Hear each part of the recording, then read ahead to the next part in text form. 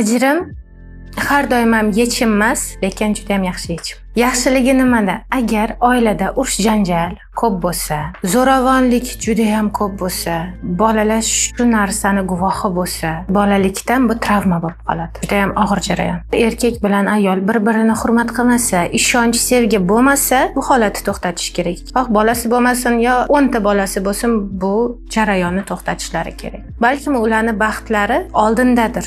Balkim baxtlari birga emasdir. Taqdir bir emasdir. Ularning taqdiri shu farzandlarni dunyoga keltirish bo'lgandir. Bola ham unaqa katta travma olmaydi, stress olmaydi.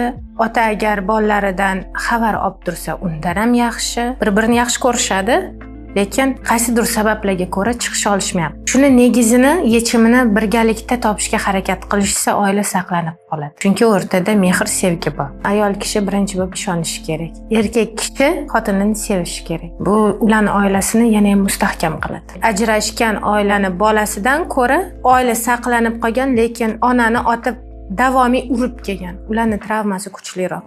Sizlar kelishadi, yigitlar ham bor. Undan ko'ra ota-onam ajrashib ketgani yaxshi edi deyshadi. Chunki ota onani uradi, ona bolani uradi. Er xotin birga keladi. O'shanda oilani saqlab qolish tavsiya beraman.